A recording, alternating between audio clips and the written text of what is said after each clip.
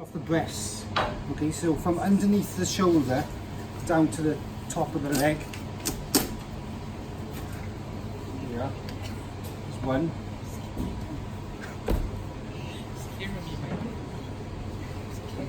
And down the other side.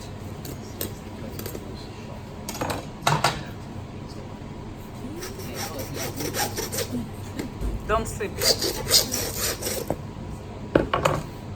So here's the two breasts. So they'll be like a brisket. So that's the equivalent of the brisket. Yeah. Now I'm going to cut off the shoulders, so we count up the bones. It's normally 5. 5.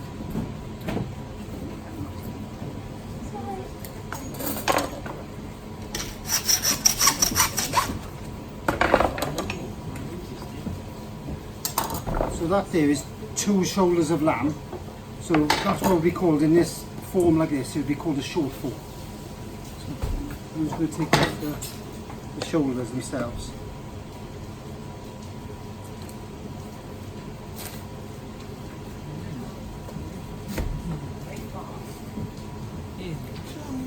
Are you butcher? Yeah. So that's a whole shoulder of lamb there. But you're never going to see it like that. Like not in a butchering shop. It's quite. You never see it like that. Sold out. It's which country? In the UK.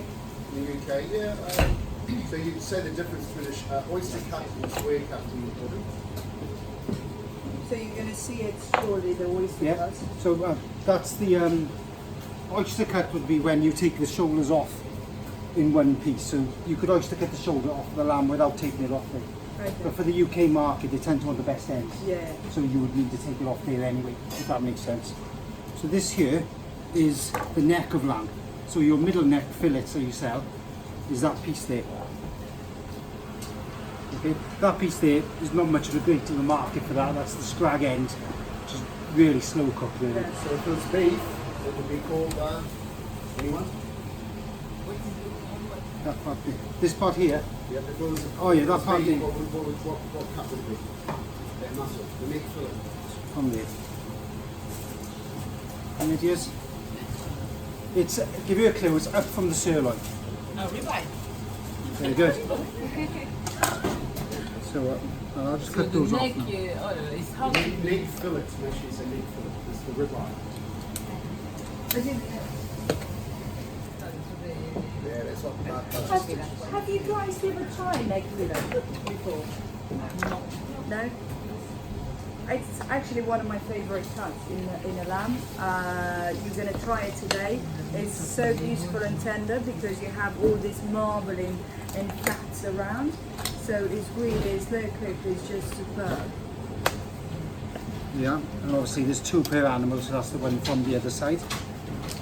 So if you think like part You get 2 per your animal, yeah. customer will use, potentially will use this, will be a bit more clean and tidy, so they will have some parts here. But from lamb, you have just 2 fillets. That's all. It's a massive difference when you think how little you get out of the lamb. Well, yeah, especially if someone's buying, say, I don't know, 200 loaves of banqueting, and you Yeah. consider how many lambs have actually died and actually been cut just for that one of these. So yeah. What we'll do, if I've got time at the end, I'll butcher those cuts down again to show you what those cheaper cuts can be. Okay. So this is what's called a hind and end now. So I'm just going to remove these 2 things here. They're not what you think they are, Sam. They're kidneys.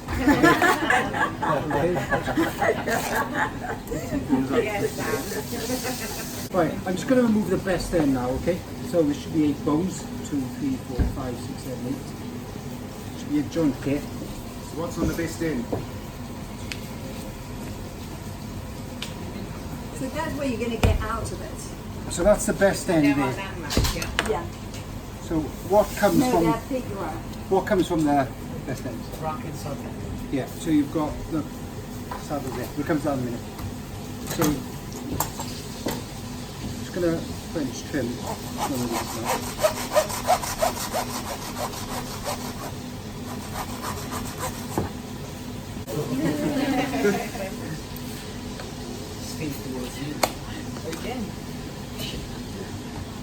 So you've got to be quite careful with this when doing that, because the eye obviously is the premium part, and that's the most expensive part of the lamb. In a butcher shop, that would sell for about £80 a kilo. 80. 80.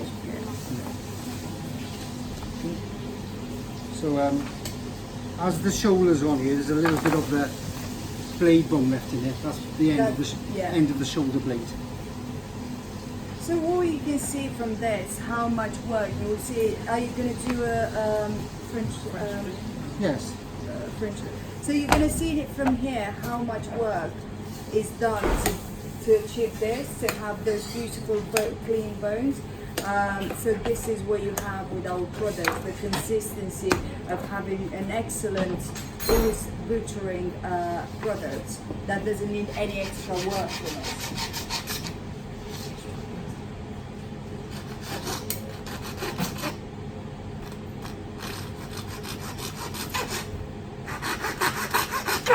So in the meantime, I'm going to start talking a bit about Alliance. Some of you have been working and know about Alliance with some new faces. So Alliance, we are a cooperative of farmers in New Zealand. We started the cooperative in 48 and it's all owned by farmers, shareholders. We today the biggest exporter and producers of lamb in New Zealand, and we are very proud to say we are cooperative. We are very proud to say that we are owned by them, and every decision made in the company is made by the farmer. So that's really important to have that heritage and that story to it. And today we're going to talk about different brands that we have. So Alliance has Pure South, which is our main brand. We've been working with this brand since the beginning. It was and is still our biggest and popular product from us. It's how you clean it. Yes. Oh. That's how I do it. You might be wrong, but that's how I do it. The reason why those bones are cleaned is because if they were cooked with any meat on, they would burn, and that would make the bone crack. And if you can imagine, if you're displaying those, like you just cooked like 100 of them, and they're all cracked and there's bones missing, it's going to look terrible. So that's why they're clean like that. So the next thing what I'm going to do is remove the legs. The legs is the main part that you would do the most on, isn't it? Yeah, it's the meatiest part, it's the leanest part. It's also quite fatty as well. It can be fatty on the outside. The shoulder tends to be fattier, but it needs more cooking. People tend to buy this because it's lean. It's more muscular. The muscles are bigger. So when cutting the legs off, you count about an inch away from the pelvis, so it's down like that.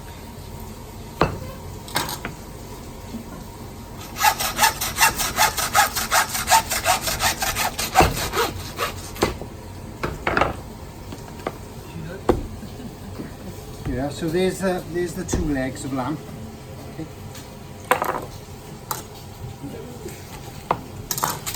So you can get many cuts from this leg. Yeah. So yeah. you can have the whole. So there are different legs as well that you can buy from, for example, from a supermarket. You always call it just a leg of lamb, but actually you can get the leg of lamb with the rump on it or without the rump on it. Yeah. Or you decide, the shanks, for example, come from here. So what do you think will happen with the rest of the leg when the shank gets the shank off? So that's Anyone knows? Shank. That's a So shank. that's of a lamb. shank. What shank though? It's the hind shank. Hind shank and fore shank. Fore shank. So the hind shank is the back, the Hind, back. yeah, from the hind. Yeah. Yeah, from the back. Yeah. And the front shank is from the shoulder. So this part. Yeah. So the shoulder shank normally it's much smaller. So it's around probably from 250 to a maximum of 350 maximum. Yeah, this is your elbow. Give you an idea. Yeah. That's So the with the higher shank it's much bigger. fore shank and hind shank.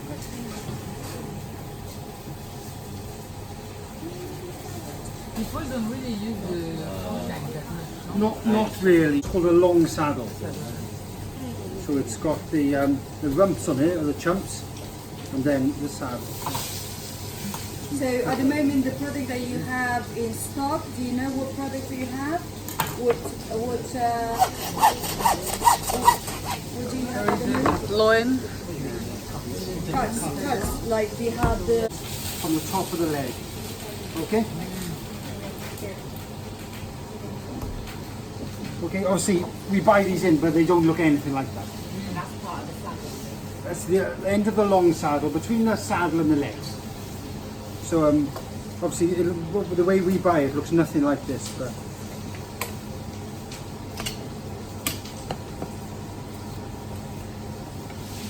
What would that be used for within the chefs and stuff?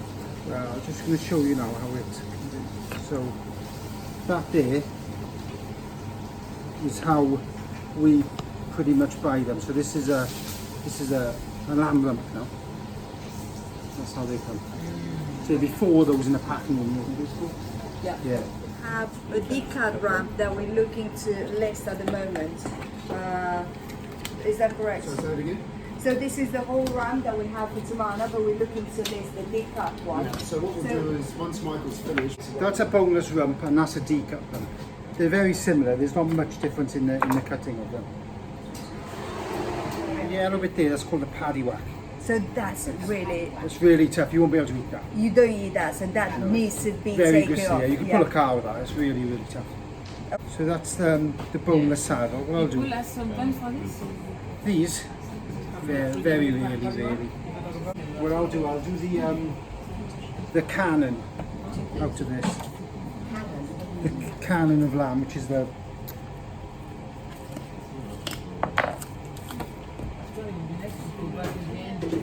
So Yeah, this I'll is do the a canon recap. of lamb. For example, on the canon we have, on the canon you can say cut on or cut off. So for example, Adam Hanley use the cut off because he does a beautiful Wellington. So he does a lamb Wellington. So he doesn't use the cup on, so it's cut off. So yeah. So every time you say cap on, cap off, that means there's cap will be fat. Fat or Yeah. not fat? Cap will be fat. So, yeah, so that's a boneless lamb canon. And if you get the neck fillet, so this would be the sirloin, and the neck fillet You ribeye. is the ribeye. If that makes sense. And then you come down, and if this was beef, this would be the rump, Yeah. and then the leg. Then you'd have your top side, silver side, top rump, and then down to the shank, which is the leg. What part would you use for neck? That would be all of Trimmings, this. Yeah, trimming. So the likes of the end of the breast, the end of the saddle, the end of the chumps where you square it up, that would all go into manufacture. So a mince, a sausage, a burger, that type of thing. So, for example, when you do a decat ramp, for example, from this ramp here, right? So this is a whole ramp, but if you want to do a decat, that's this one, yeah? So you take that part, and that will go in the dice as well. And you can have dice leg, that's just leg, you can have dice shoulder, which is just shoulder, dice neck, or you just have dice mixed dice, which is much cheaper. So what I'm doing now, obviously we've got the shoulder on the bone. I'm just doing a boneless shoulder. Oh, I love Just it. quickly.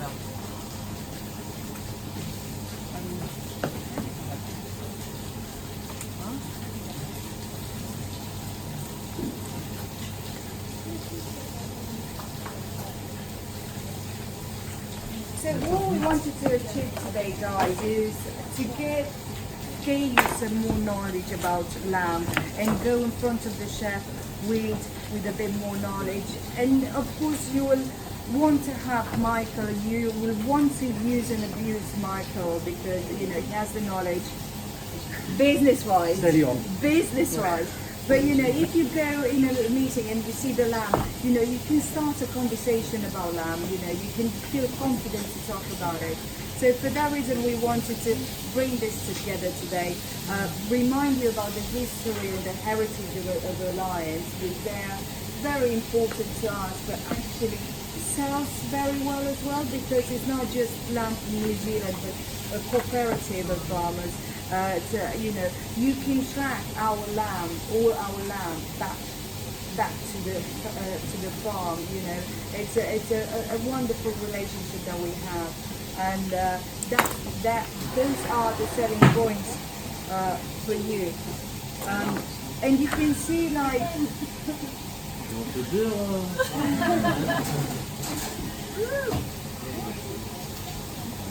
You can see the butchering side. Go on. Now that's the bonus shoulder then. So that is no waste, slice all the way from beginning to end. Anything you cook, with the bone in, it tastes much better. This is just much more convenient for the carving side for chef.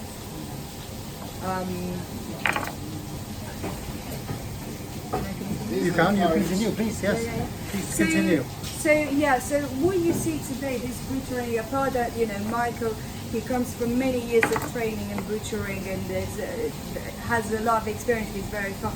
But to do this, like we do like millions of lambs every day, so to get this profession neck fillets or this you know, to get, you know, thousands and thousands of racks, the same shape, the same form and the same cleaning, you must have the right, you know, experts to do it. So we invested enormously in our laser machine for the butchering, so you have the same consistency on the cuts, you have the same consistency on the product and on the shape, which is really important for customers. You know, that you want to go to a restaurant and if you order a ramp of lamb and your other the person next to you order a ramp, you want to have the same size. You don't want someone to have it bigger than you because you'll be jealous.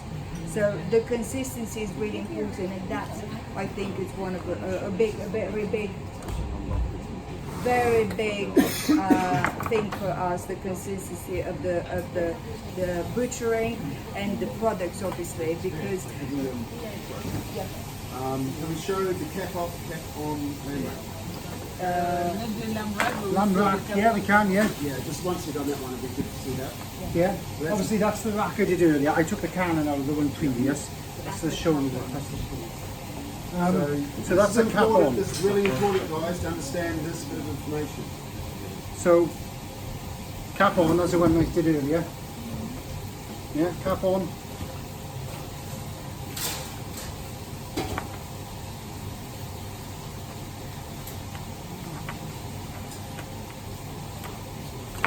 And there's your cap off then. Okay. So if you look at the sheet on scale, this is all the codes. So the code at the very top, which is fresh pure South lamb rack, cap off French steak bone. Okay, that is cap off pure South, which is just like you see here, and it's our only fresh product we get in. Okay. So this kind of product you will recommend is somewhere like, you know, they do a bit more fine dining, they do a presentation a bit different. A cup on, they use it normally because it looks bigger on the plate and it has more fat on it. So with the Timana, you've got the Timana lamb rack. Okay, that's cap on. So Timana. Then you have the and then the pure South, you have a cap on frozen as well. It's important. So you got the three there.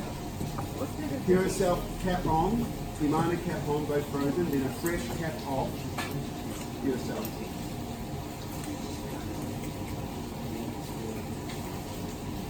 So the majority, well, pretty much all the cap off fresh is going to the Rocky Group. Alright? So if you guys get a customer interested in that, they're going to get volume, we need to know because it's a fresh product. It comes in every week. So Emma orders every Wednesday, don't you, every Thursday for the fresh rack. They come in, they've got 18 days shelf life, and that's it. So we're going very tight. So if a new customer comes on, it's getting like 10 or 20 a week, we need to know. It's a really valuable and really good opportunity for you guys to have a fresh product. It's amazing. So use that because you will find challenges, and please never stop to that challenge when they say to you it's frozen. Because you can, number one, offer this fresh, but actually lamb, You don't taste the difference if it's frozen or fresh. Actually, it's as good. So never stop to the fact that the product is frozen. Or I go with the fresh. So I defrost the day before, the days before the product. I go in the meeting. I do the tasting like that. And at the end of the tasting, I told them this is coming from a frozen. Tied because obviously the bones are no longer in it. The fore shank and the hind shank. So if we go through this list from top to bottom, and Michael just points where which one is it. Would that help? Yeah. Okay.